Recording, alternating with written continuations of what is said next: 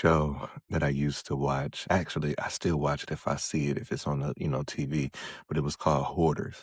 I would watch the show and they would come into the house and they will have massive amounts of junk, like massive amounts. And some are more extreme than the others. I remember I was watching this one and it was so much stuff.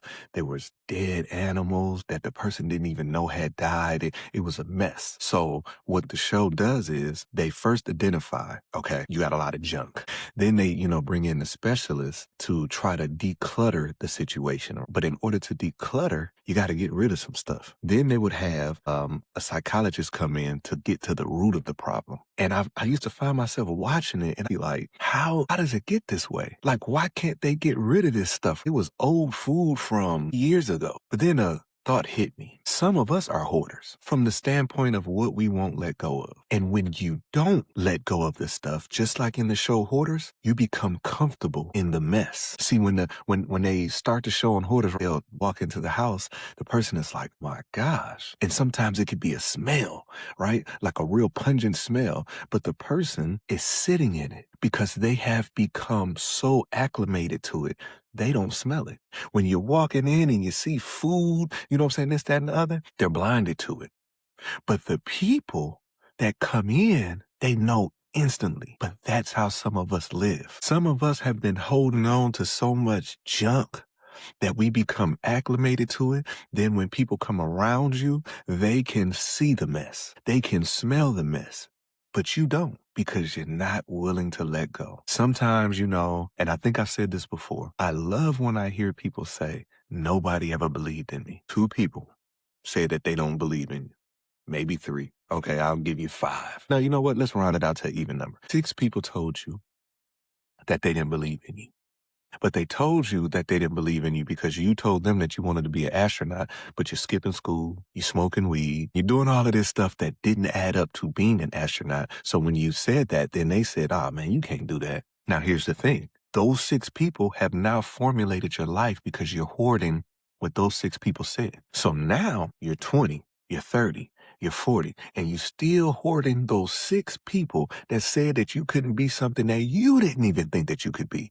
And now you go on through life saying, ain't nobody ever believed in me. And you say it so much that it has become your truth. My grandfather used to say, you can lie so long that you're right. You can lie so long that you're right. So now those six people have formulated how you view life. Take another person that, feels rejected. But guess what? When you were 16 years old, your first love did you so wrong and you found out all of this stuff. And then 3 years later, the next person you got with, they did the same thing. And then maybe, a couple years later, you was talking to somebody and they did the same thing. And guess what? Now you're 30, now you're 40, and you're holding on to that. And because those things have happened, now you say, I ain't trusting nobody. I ain't getting, I ain't doing that. Nah. But guess what? You're the one that's always crying about you want a life partner. See, the same thing in the hoarders, the person, they have identified that, yeah, it is kind of when I'm trying to walk, through and I got to do this, that, and the other. So they know that it's an issue. They know that it's an issue. But they have become so acclimated that those issues you find a way around instead of getting rid of. Now, because you have been quote unquote rejected, you live life from a rejected standpoint. So now you can't allow anybody to get close to you, but you're crying every night talking about there's no one for you. You can be the type of person that always say, man, don't nobody check up on me. I don't get an invite to anywhere. But the last 10 times that they invited you or people have invited you, you turned them down. So then guess what? They stop like, I ain't asking them no more because they'll never want to do it anyway. But then you say, ain't nobody asking me nothing. But you leave out the part that you always rejecting people. So now you sitting at home alone talking about, ain't nobody ever there for me. It's hoarding. Myself, I have hoarded some things that, like I said, 40, this is my revelation years because I realized that I was holding on to some things that was stifling me from my next level. Because what I had to understand is that people around you, when I say man, I'm just saying, as man and woman, they can reject. And I heard somewhere that it said, but God ejects. And even when God ejects, you still have to pull out. You see, a lot of times I'm a firm believer that I had to start looking at things from a different type of way. I started thanking God for the no's because if I would have gotten what I thought that I needed 10 years ago, I wouldn't be where I'm at today. Because every no is not a rejection. Every loss of a friend is not a rejection. Sometimes that's God removing. See, God he's not in the business of rejecting. He removes. He removes, but you still got to do your part. But I start thanking God for every time I thought that I needed something and he told me no. Now, if I wasn't careful, I would have just said, God ain't hearing me. And that would have became my reality. Because once I feel like God ain't hearing me, guess what you stop doing? You stop praying. Because what does it matter? I know people, when I look on their social media, it is always woe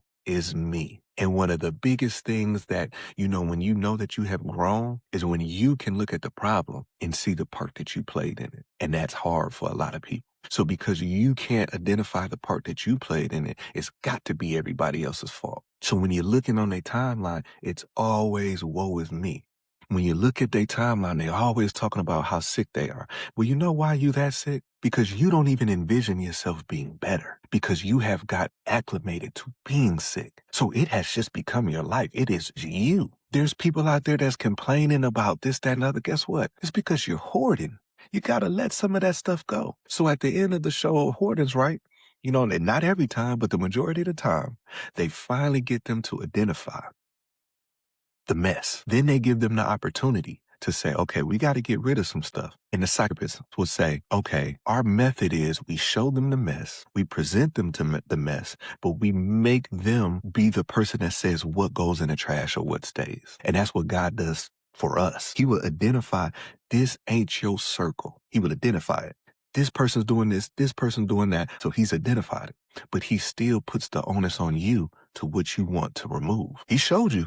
So what you want to remove. So in the show, they say, hey, you want to keep this? Oh, yeah, keep that, keep that. But then it comes to a point to where the therapist has to step up and say, hey, listen, we're getting nowhere. You're trying to keep everything and you don't want to get rid of nothing. So at the end of the show, what normally happens is you get rid of all the mess, not all the mess, you get rid of the majority of the mess, but what you choose to keep, you now have designated areas to put them. And that's life. I have people in my life that I am not in contact with every day. There's certain places for people. There's certain places for people because my space isn't cluttered anymore. I have learned not to hoard emotions. See, there's certain things and certain situations that you have to understand that you can't be emotional about. I was the type of person that I would argue you so I could be right. But in being right, I lose my sense of peace. Now, y'all might need to rewind that or make that a quote. So I lose my peace to prove my rightness to you. But now, since I got decluttered and I identified the mess, now I don't have to be right in order to keep my peace. I'm okay with knowing that I'm right. I ain't even got to tell you that I'm right. I ain't got to argue something that I know. So anyways, take a moment on this Saturday. It could be 5 minutes and see what it is that you're hoarding. And once you identify what it is that you're hoarding, you will then see the chaos in your life.